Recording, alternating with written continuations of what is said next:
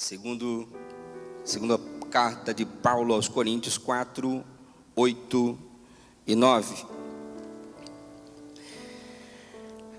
Nós somos atribulados por todo lado, contudo não angustiados.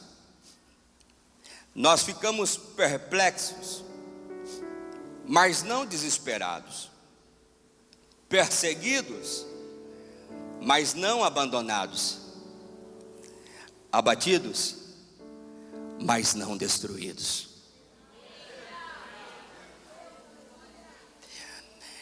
Eu quero falar esta noite sobre o tema: o Deus que levanta o abatido através da fé. O Deus que levanta o abatido através da fé. Observe bem você, que o texto que Paulo usa é de suma importância acloparmos o capítulo 14 de Atos dos Apóstolos, principalmente o versículo 2, depois o 9, o 10, e exatamente para concluirmos o raciocínio da introdução, o versículo 19. É necessário que você entenda que o episódio que acontece em Atos dos Apóstolos, no capítulo 14, se reúne judeus e gentios e fazem um motim contra Paulo e a sua comitiva. O que eles queriam, nada mais, nada menos, era que através de uma perseguição, destruir o ministério de Paulo. Por sua vez, é necessário que você entenda que alguém, por muito mais ou muito menos, se não estivesse na fé, poderia ter desistido. Não é isso que acontece com Paulo, porque antes de Paulo ele é Saulo, e antes de tudo acontecer, no caminho de Damasco ele tem um encontro com Cristo. E todo aquele que tem um encontro com Cristo, pode vir a luta, a tempestade, o problema que vier, ele continua na fé, ele não desiste, ele não baixa a cabeça. É necessário entender que quando a situação esquenta para o lado de Paulo, e ele usa o versículo de número 9 do capítulo 4 da segunda epístola de Paulo aos Coríntios, ele dizendo: perseguidos, mas não desamparados, abatidos, mas não destruídos. Ele no capítulo 14, na história, Atos declara que ele está sendo perseguido, porque as pessoas não conseguiram entender a amplitude daquilo que Deus havia colocado nas mãos de Paulo. Nem todo mundo vai te entender, nem todo mundo vai te aceitar, nem todo mundo vai engolir você. Mas isso pouco importa, porque Deus chama aqueles que não são, para confundir aqueles que acham que são alguma coisa. Se Deus te colocou aqui, é aqui que você vai ficar, e você não vai desistir, porque foi Deus que te escolheu. E ele ficou, pastor Claudinei. Observe, pastor Coutinho, que toda a situação girava em torno de um homem que queria apenas fazer a vontade de Deus. O versículo 9 declara que todos aqueles que estavam tramando contra Paulo estavam olhando para ele, no capítulo 14 de Atos, e de repente ouviram que Paulo dá um grito, fixando os olhos, porque viu ali um homem que estava coxo, um homem que estava debilitado. Mas uma coisa interessante no texto me chama a atenção. O texto diz que Paulo viu fé naquele homem. Eu quero que você entenda que a metodologia de Cristo, ela é esta: São perguntas poderosas para resultados surpreendentes. Eu vou repetir. São perguntas poderosas para resultados surpreendentes.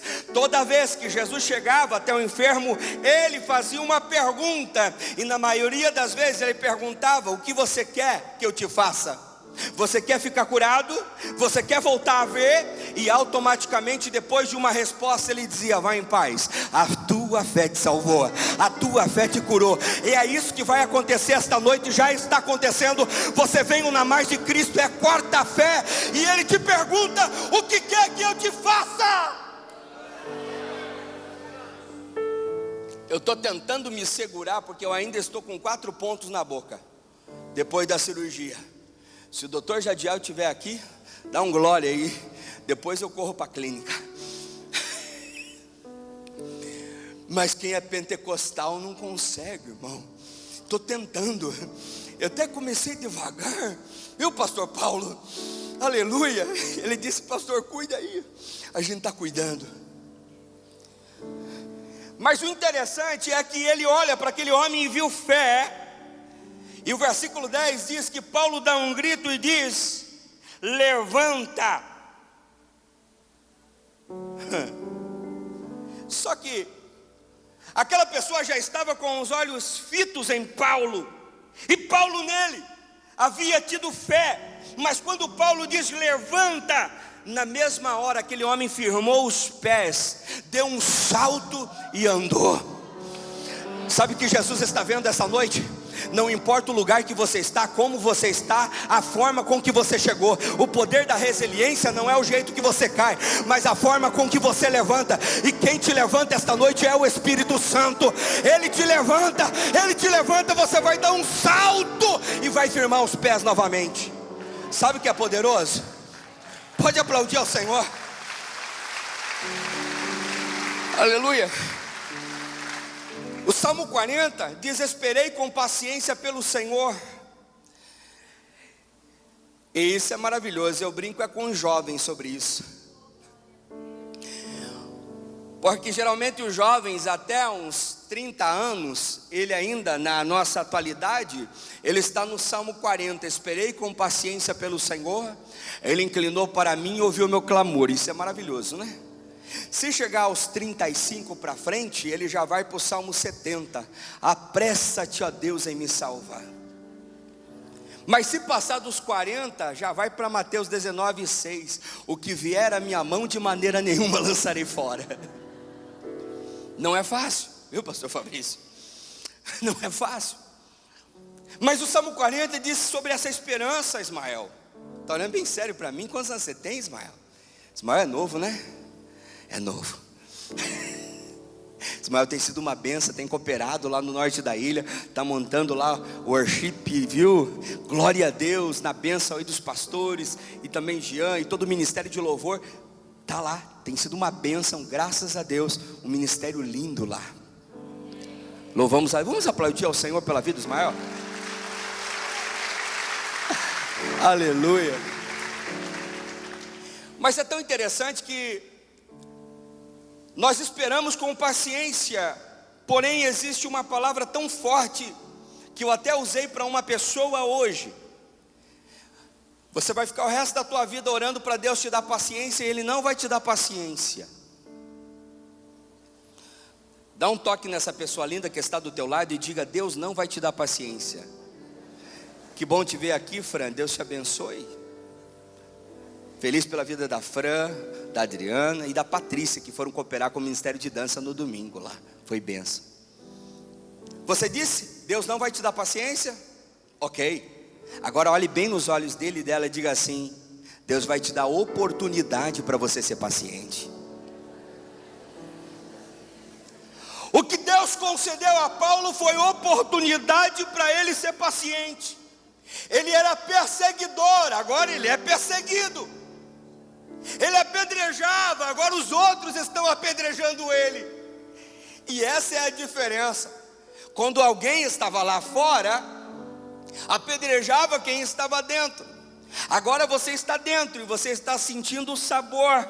que não é dos melhores, quando alguém te apedreja, só que é uma palavra de Deus ao teu coração. Pega essa e leva para o coração. Eu nunca vi ninguém na beira da estrada tacando taquara, bambu, pedrada em árvore que não tem fruto. Se você tem fruto, é por isso que a pedrada está vindo, o problema está vindo. Mas guarda o teu coração, não desiste, a tua vitória está chegando.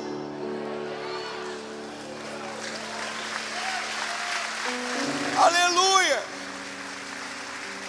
A tua bênção está chegando. E é interessante que o Salmo 40 diz que Ele nos tirou de um charco de lodo. Pastor Paulo Mazarém limpou os nossos pés, pôs em cima da rocha, firmou eles. Mas sabe qual é o mais lindo? Quando a pastora Lia canta, eu estava olhando assim: eu creio que tu és... Aleluia, eu não vou cantar aqui, senão vocês vão tudo embora. Mas se ela canta, creio que tu és a cura, eu já estou sentindo a cura, eu já estou sentindo o meu milagre, missionária Elizabeth. Eu já estou sentindo, enquanto os irmãos estavam orando, eu já estava pela fé vendo pessoas sendo curadas. E o mais lindo é que Ele firma os nossos pés sobre a rocha e coloca um novo cântico na nossa boca. É isso que você vai sair daqui esta noite, cantando um hino da vitória, porque Ele te limpou, Ele te salvou, Ele redimiu, Ele pôs os teus pés sobre a rocha, perseguido, caluniado, tão duvidando de você, mas não tem problema, foi o Senhor que limpou a minha vida e colocou um novo cântico na minha boca. Pode falar o que quiser, eu vou continuar cantando. Creio que tu és a cura, tu és o meu Deus, tu vai na minha frente, tu és o meu Senhor. Aleluia. E isso é poderoso, isso é maravilhoso.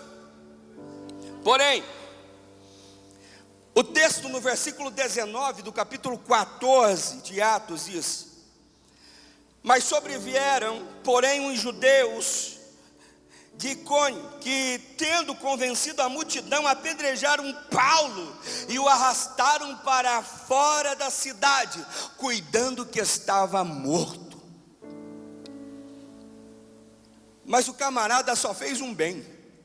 Fernando, ele só disse para o cara levantar porque ele viu fé na vida dele. E agora o cara apanha, apedrejado e é levado como morto. Ele está em Listra no momento, de forma geográfica, eu estou falando para você entender. Eles arrastam ele para fora da cidade, alguns quilômetros, apanhando, sendo apedrejado. Irmão, Atos é tão impressionante que a maioria dos estudiosos diz que é o livro Revelação do Espírito Santo, ou o livro do Espírito Santo, datado como autor Lucas. Mas o que mais me chama a atenção é que essa enciclopédia de milagres assimila que eu não fico com uma fé apenas do ilusório, apenas panorâmico. Não, ele está falando de uma fé concentrada, alguém que sentiu, alguém que apanhou, mas alguém que nunca desistiu. Mas o que mais me chama a atenção em Atos dos Apóstolos, vendo esse homem que fez o bem ser quase morto, é que ele voltou para Listra ainda. Diz o texto que os discípulos o cercaram, e quando todo mundo achou que Paulo estava morto, a Bíblia diz que ele se levanta no meio dos discípulos. E eu acredito que um outro discípulo disseram assim: meu pai na fé, Paulo, meu amigo, perna para que te quero, quase te mataram, você escapou, você se levantou. Isso é uma questão de um pensamento meu. Mas ele disse: não, eu não vou desistir. Existem pessoas que precisam ouvir a palavra. Existem pessoas que precisam receber salvação ainda. Existem pessoas que precisam de milagre. Eu vou voltar. Isso é profundo. Tem cidades, bairros, ruas que você saiu humilhado daquele lugar, que você saiu como um morto daquele lugar. Mas você vai voltar e as pessoas vão ver o que Deus fez na tua vida, e através da tua vida essas pessoas serão abençoadas. Não, você não entendeu. Eu estou profetizando, do lugar que parecia ser morte, do lugar que parecia que tudo estava acabado, Deus vai te levantar, e você vai testemunhar, e eles verão o que Deus é na tua vida.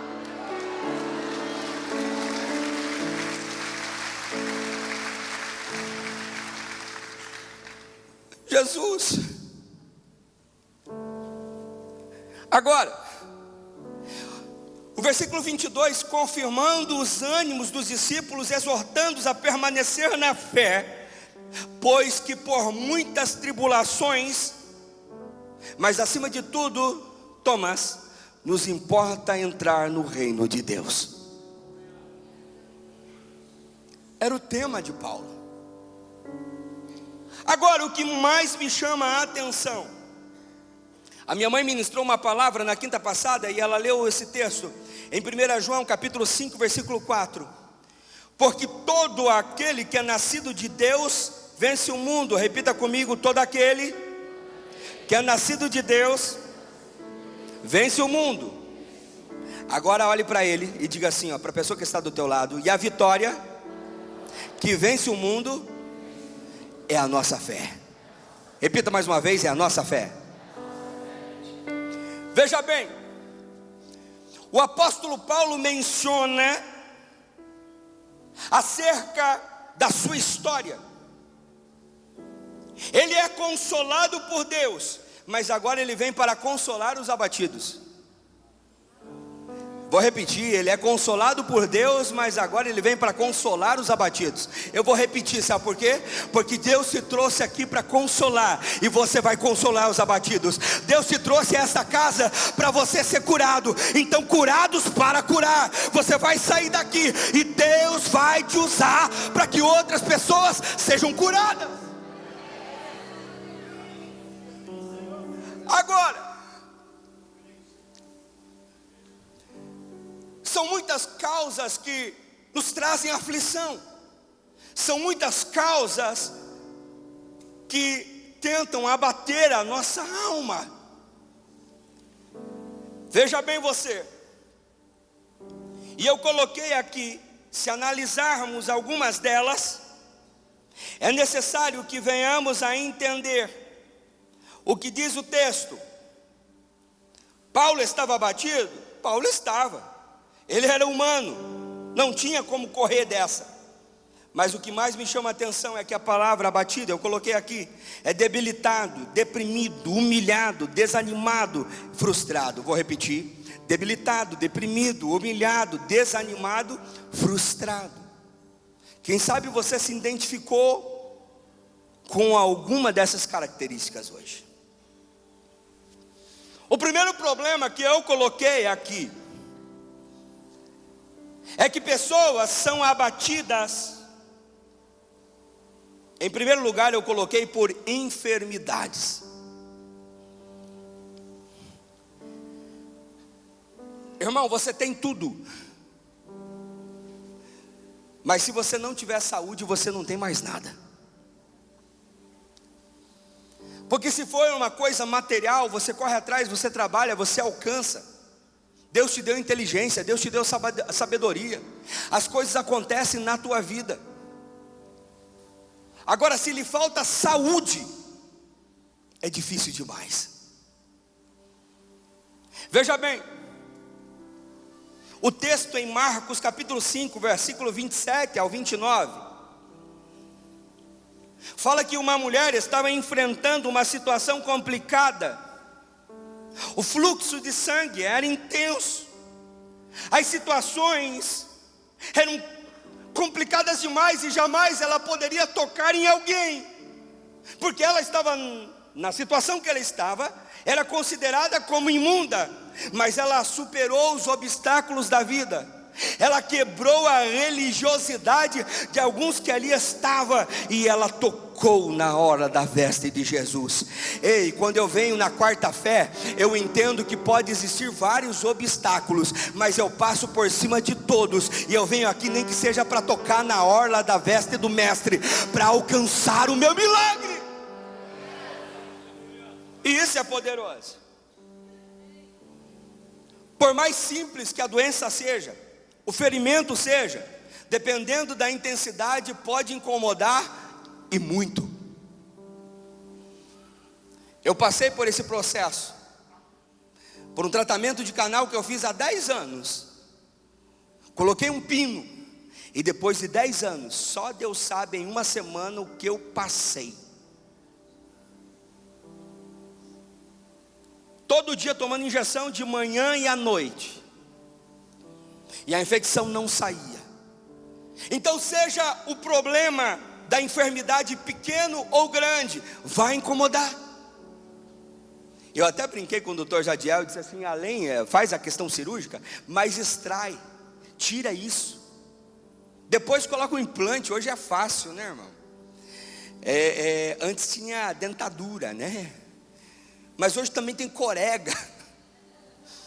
Teve uma situação que eu estava pregando em certo lugar, e estava uma intensidade do Espírito, e não tinha um púlpito tão bonito como esse, e era no mesmo patamar do piso da nave da igreja, e eu estava perto das pessoas, estava muito cheio, e de repente, na intensidade que estava do Espírito, uma irmã deu um glória a Deus. Na mesma hora que ela deu um glória a Deus, a dentadura dela voou, e eu, aleluia, peguei e já joguei para ela. Você ri porque não era você, né? Hoje tem dente de porcelana, tem implante, aleluia.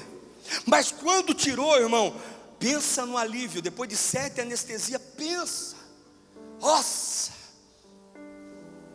Pergunta para a pessoa que está do teu lado, não precisa responder, só pergunta, qual é a tua enfermidade?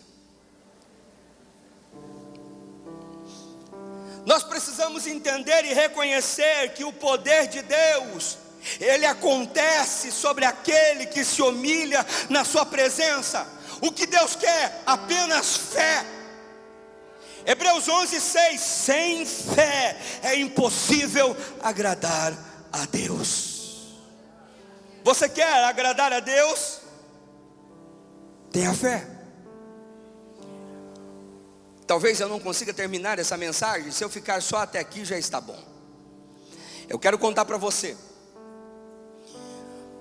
que alguns anos atrás eu passei uma das maiores dificuldades da nossa vida. Eu morava em 2003, 2004 foi o ano do acontecimento, na armação do Pântano do Sul. Tem alguém do sul da ilha aqui? Tem. E naquela região, em 2004, era o mês de agosto, outubro, e você sabe que ainda está um pouco frio, e quem vai para aquele lado, só se for para a Lagoinha do Leste, para fazer uma trilha, para acampar, é muito difícil quem vai para lá. Era um domingo de manhã, e eu estava aconselhando depois da escola bíblica dominical um casal, e um dos meus filhos estava no bebê conforto. Ele estava inteirando 3 meses, não tinha 3 meses de idade ainda. E de repente o moço falou para mim: pastor, eu acho que o seu filho está roxo. Eu olhei para ele, verdadeiramente estava roxo, e eu não entendi o porquê que ele estava roxo. E nós notamos que ele não estava respirando. Consequentemente, a mulher do rapaz falou: eu vi ele com um plástico grandão na mão brincando. E quando eu tentei tirar, foi pior, porque já estava na traqueia, eu não consegui tirar o plástico. Quando eu olho e eu lembro dessa situação, eu sei que muitas das vezes a questão de perseguição, porque existem retaliações espirituais, e na obra você passa por muitas situações, e eu não conseguia fazer com que o meu filho voltasse à vida. Eles ligaram para os bombeiros, e o helicóptero estava na 101, cuidando de um acidente muito terrível que aconteceu, e não poderia liberar o helicóptero. Eu era missionário, não tinha carro, eu tinha uma bicicleta. Como é que eu vou vir da Armação até o hospital? O meu filho não respirava. Eu peguei ele nos braços e saí gritando na frente da igreja: Deus, Ele é teu escolhido, Ele não é meu. Devolve a vida para Ele, Senhor. E todos que estavam no mercado saíram para fora. O seu Raul, que era o dono da farmácia da frente, abria só 2 horas da tarde aquela farmácia, mas naquele dia ele abriu 1 hora. Diga para a pessoa que está do teu lado: não importa, quando Deus quer fazer, Ele faz. Milagre não se explica. Só que para mim já não tinha mais jeito. E eu vi que ele abriu a porta da farmácia. Eu entrei e ele disse: coloca o menino em cima do balcão. E ele tinha dado início à medicina, mas desistiu por uma série de situações. E ele disse: olha, está muito tempo na traqueia, não tem como tirar, e eu não tenho o que fazer, e eu não vou mexer. E eu vou dizer uma coisa para o senhor: ele já está morto.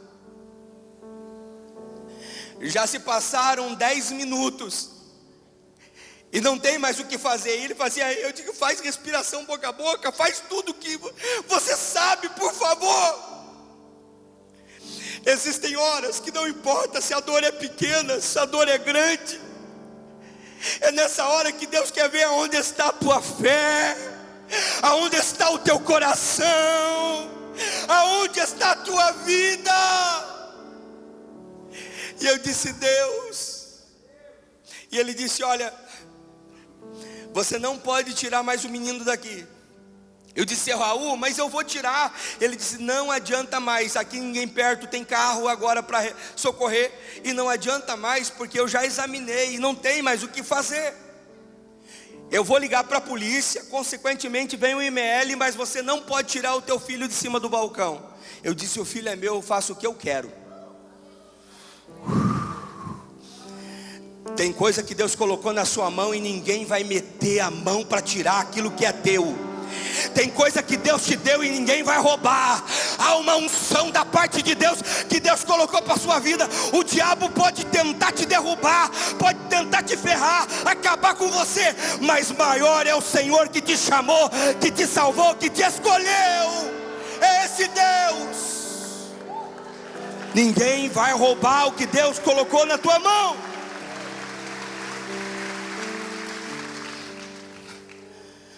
Do outro lado da rua, para um carro bonito, sai um cidadão de dentro daquele carro e diz: ei, dá o menino em minhas mãos, porque eu sou doutor. Irmão, quem que vai aparecer no inverno, naquela região, ainda doutor? Meu Jesus, não, você não entendeu. Ele chegou para mim e disse assim: dá em minhas mãos. E eu entreguei, e ele disse: o que foi que você orou? E eu disse que eu orei para que Jesus devolvesse a vida para o meu filho, porque essa enfermidade, essa situação, eu não posso resolver, eu não posso, ninguém mais pode. O farmacêutico, o seu Raul, deu como morto. E ele disse: você tem fé? E eu disse: tenho, em Jesus. E ele disse: então eu vou fazer algo aqui, e eu vou devolver o seu filho vivo em tuas mãos. E ele pegou o meu filho, levantou. Até hoje eu estou para descobrir quais foram as palavras que ele disse olhando para o céu, porque ele não falou, não dava para ouvir. E ele virou o meu filho, voltou ele, tirou o plástico da boca dele. O menino voltou chorando, voltou à vida. Ele devolveu nos meus braços.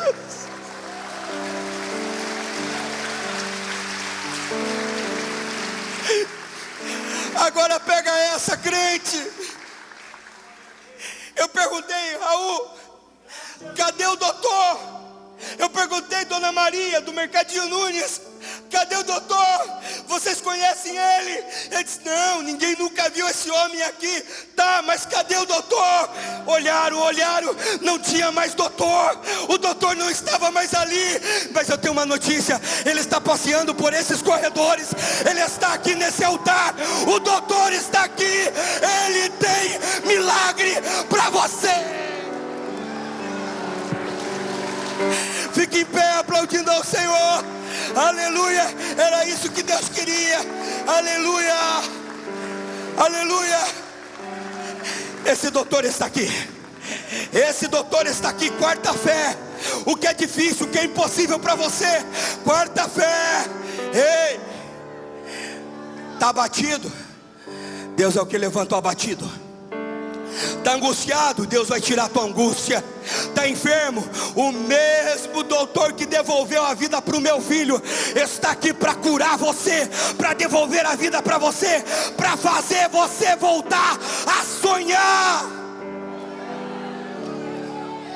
Aleluia. Eu quero orar por você. O meu filho hoje, Aleph Micael, tem 15 anos de idade. Aleluia. E em nome de Jesus, em março ele vai descer as águas. Aleluia, porque eu sou muito de deixar. Porque não é que é filho de pastor, então não. É ele que tem que tomar a decisão. É a pessoa que tem que decidir, porque entendeu o que Deus tem na vida dele e na vida dela. Eu quero orar pela tua vida. Você que entrou aqui, é o primeiro convite que eu quero fazer para você essa noite.